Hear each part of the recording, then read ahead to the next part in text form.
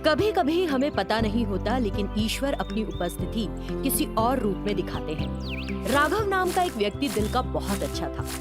एक दिन जब वो टहलने के लिए बाहर निकला तो उसने रास्ते पर एक गाय खड़ी देखी, जिसका पैर घायल था और वो दर्द के कारण जोर जोर से रंभा रही थी। कई लोगों ने उस गाय को उस दर्द में तड़पते देखा, लेकिन किसी ने पास जाने की कोशिश नहीं की। अरे रे रे, इस गाय का पैर तो घायल है, दर्द से कितनी बुरी तरह तड़प रही है। मुझे इस गाय की किसी भी तरह मदद करनी चाहिए। ये सोचकर वो उस गाय के पास गया और उसके सिर को अपने हाथ से सहलाया। इससे वो गाय कुछ शांत हुई। फिर राघव उस गाय को अपने घर ले गया, उसके पैर में एक पट्टी बांधी और बड़े प्यार से उसकी देखभाल की। अगले दिन राघव ने उस गाय को खिलाने के लिए घास ली और उसके पास पहुंचा। वहां पहुंचने पर क्या देखता है कि गाय का गोबर सोने का है। राघव को तो अपनी आंखों पर भरोसा ही नहीं हुआ। ये क्या, गाय ने सोने का गोबर दिया है? क्या ऐसा हो सकता है कभी? तभी अचानक वो गाय वहाँ से गायब हो गई, जिसे देखकर राघव चौंक गया और सोचने लगा, ये क्या हो रहा है? ये गाय अचानक कहाँ गायब हो गई? इसी बीच वहाँ एक संत आए। उन्हें देखकर राघव ने उनसे सब कुछ बता दिया। तब संत ने अपनी दिव्य दृष्टि का उपयोग करके देखा। सुनो, तुमने ईश्वर द्वारा रखी गई परीक्षा उत्तीर्ण की है। इतने सारे लोगों में सिर्फ तुम एक थे जिसने गाय को दर्द से तड़पते देखा तो उसे घर ले आए और उसकी मरहम पट्टी की। वो कोई साधारण गाय नहीं है। ईश्वर ने तुम्हारी उदारता देखी और उपहार के रूप में गाय के माध्यम से तुमको सोने का गोबर दिया। प्रिय संत, लेकिन वो गाय अब यहाँ नहीं है। वो कहाँ चली गई? वो गाय कहीं नहीं गई है वत्स। वो तुमको केवल स्वर्ण देने आएगी। अब से वो गाय दिन के समय तुम्हारे साथ रहेगी और रात में गायब हो जाएगी। तुम उस सोने के गोबर को देखोगे और वो अंतर्धान हो जाएगी। मैं समझ गया संत, बताने के लिए धन्यवाद। इस सोने के गोबर को उपहार के रूप में ग्रहण करें, मैं यही दे सकता हूँ। फिर राघव ने संत को उपहार के रूप में वो पहला सोने का उपल दे दिया। तुम वाकई बहुत उदार दिल के हो वत्स। संत ने राघव को आशीर्वाद दिया और वहाँ से चले गए। राघव बहुत खुश था। उस दिन राघव के घर रात में गाय ने सोने का गोबर दिया। अगले दिन राघव सुबह उस गाय के पास आया। जैसे ही सुनहरे गोबर को उसने देखा, वो गाय वहाँ से गायब हो गई। इसी तरह वो गाय प्रतिदिन रात में राघव के घर आती और सोने के उपले देती। जैसे ही वो उनको इकट्ठा करता, गाय वहाँ से गायब हो जाती। उस गाय की मदद से राघव उस गांव का सबसे अमीर आदमी बन गया। फिर उसने उस पैसे का उपयोग गांव के सभी लोगों के लिए अच्छे काम करने के लिए किया। उसने गरीबों की मदद भी की और खुशी से जीवन व्यतीत किया। दूसरे भाग में प्रेतात्मा को रमेश पर दया आ गई और उसने उसका ऑटो उसे वापस कर दिया। तब से रमेश और वो प्रेतात्मा अच्छे साथी बन गए। एक रात वो प्रेतात्मा भी रमेश के साथ ऑटो में थी। उसने रमेश से कहा, यार पता नहीं क्यों, लेकिन मुझे ऑटो में सफर करने में इतना मजा आता है। इसकी क्या वजह हो सकती है?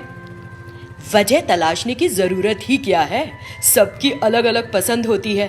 अब जैसे तुमको ऑटो में बैठकर घूमना पसंद है, इसीलिए बस मजे लो, ज्यादा सोचो मत। वे एक दूसरे से बात करते हुए ऑटो में आगे बढ़ रहे थे। तभी उन्हें रास्ते में ठंड में कांपता एक भिखारी दिखा। प्रेतात्मा बोली, अरे अरे एक मिनट, ऑटो रोको, तुमने उस बूढ़े आदमी को देखा जो ठंड में कांप रहा है? ये कहते हुए प्रेतात्मा झट से ऑटो से उतरकर उस भिखारी के पास पहुंची। प्रेतात्मा को देखकर, खा जाओ मुझे, मिटा लो अपनी भूख। मैं खुद भी और जिंदा नहीं रहना चाहता हूँ, मर के कम से कम तुम्हारे काम आऊंगा। खाओ मुझे जल्दी से और मुझे मुक्ति दे दो।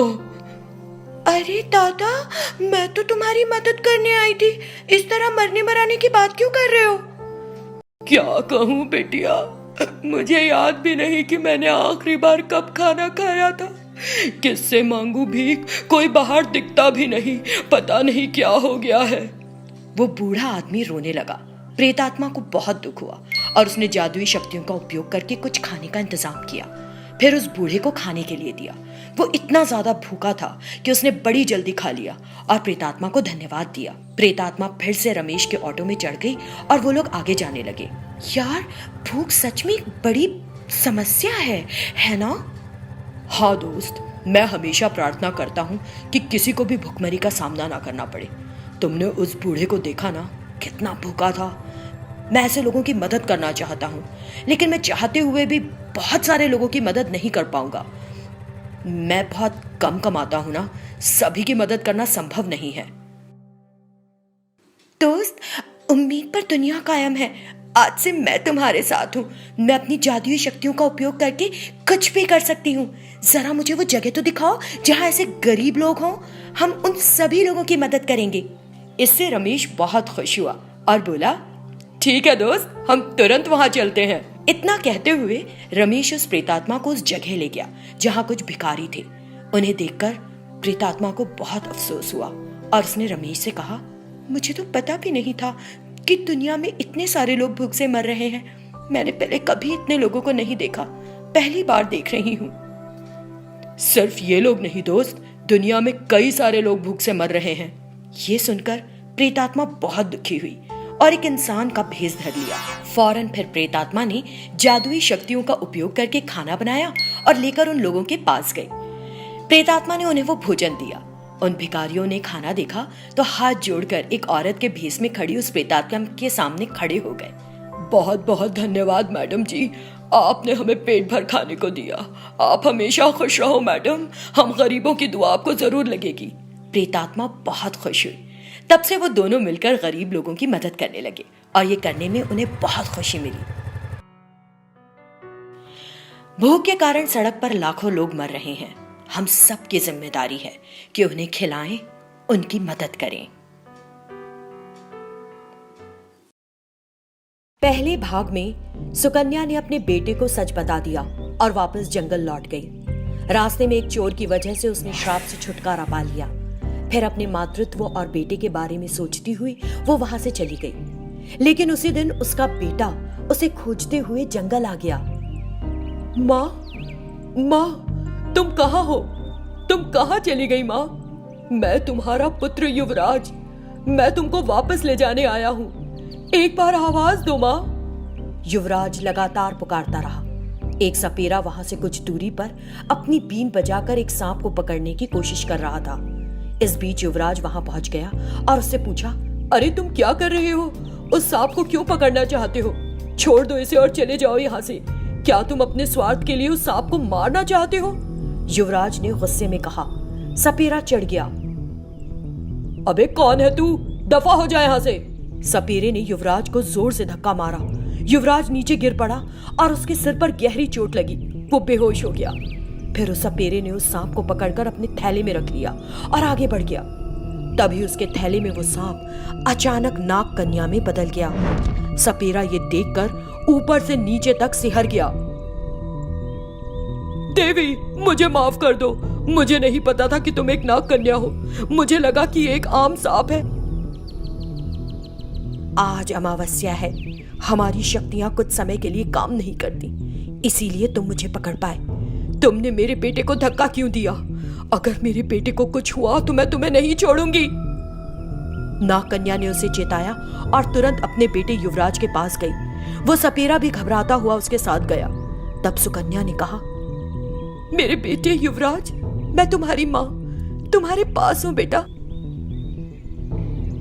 उसने रोते हुए उसे उठाने की कोशिश की, लेकिन युवराज ने कोई हरकत नहीं की। दुष्ट आत्मा, तुमने मेरे बेटे को मार डाला। मैं उसकी अपनी माँ नहीं हूँ, लेकिन उससे कहीं ज्यादा हूँ। तुमको एक माँ के अपने बेटे को खो देने के दर्द का पता होना चाहिए, लेकिन जब तक तुम उस दर्द को खुद महसूस नहीं करते, जब तक कि तुम खुद 9 महीने तक एक बच्चे को अपनी कोख में रखकर उसे जन्म नहीं देते, तुम नहीं समझोगे। अब तुम गर्भ धारण करोगे। नागिनी ने सपेरे के गर्भ में बच्चा डाल दिया। देवी, मैंने एक छोटी सी गलती की, लेकिन आपने मुझे इतनी कठोर सजा क्यों दी? आपके बेटे को कुछ नहीं होगा, वो ठीक हो जाएगा। ये कहते हुए उसने युवराज की नब्ज देखी। युवराज के गिर जाने से उसके सिर में गहरी चोट लगी थी। उसकी मृत्यु हो गई थी। तुमने मेरे बेटे को बेवजह मारा। क्या किया था उसने तुम्हारे साथ? उसकी बातों को सुनने के बाद तुम्हें उसे प्यार से समझाना चाहिए था, लेकिन तुमने उसे मार डाला। मैंने तुम्हें बिल्कुल सही शाप दिया है और अब मैं इसे नहीं बदलूंगी। 9 महीने तक एक जान को अपने शरीर में महसूस करो, फिर जब तुम उस बच्चे को खोओगे तो तुम्हें समझ आएगा कि ये कितना दर्दनाक होता है। एक बाप भी अपने बच्चे के खोने के दर्द को उस तरह महसूस नहीं करता जिस तरह एक माँ करती। मैं तुम्हें और नहीं देख सकती। चले जाओ यहाँ से, चले जाओ। सुकन्या का गुस्सा देखकर वो सपेरा वहां से चला गया। नागकन्या अपने बेटे के मरे शरीर को लेकर अपनी गुफा में वापस आ गई। हे भगवान, मेरे बेटे का जीवन वापस लौटा दीजिए। उसकी जिंदगी के बदले में मेरी जान ले लीजिए, लेकिन मेरे बच्चे की जान बख्श दीजिए। इस तरह वो जोर से चिल्लाई और रो पड़ी। उसका रोना सुनकर सुकन्या के गुरु नागराज वहां आ गए और उसकी ओर देखा। नागराज को देखकर नागकन्या ने उन्हें नमस्कार किया। कृपया कुछ भी करके मेरे बेटे को जिंदा कर दीजिए। इस तरह नागिनी उनके सामने गिड़गिड़ाई। चिंता मत करो सुकन्या, मुझे पता है कि क्या हुआ है। मैं जानता हूँ कि तुमने किस समर्पण के साथ उस लड़के को पाला है। मैं तुमसे बहुत प्रभावित हूँ, इसीलिए मैं इस लड़की की आत्मा को उस सपेरे के गर्भ में भेज दूंगा। तुम्हारा बेटा वहाँ सुरक्षित रूप से बढ़ेगा। जब वो उस बच्चे को जन्म दे तो तुम उससे अपना बेटा ले सकती हो। और नागराज ने युवराज की आत्मा को सपेरे के गर्भ में भेज दिया। बहुत बहुत धन्यवाद। आपने अपनी नाग शक्तियों का उपयोग करके मुझ पर बहुत बड़ा एहसान किया है। आपने एक माँ को अपने बेटे को वापस पाने का रास्ता सुझाया है। ये कहते हुए सुकन्या बहुत भावुक हो गई। समय बीत रहा था। सपेरे के गर्भ में बच्चा पल रहा था। आगे की कहानी अगले भाग में।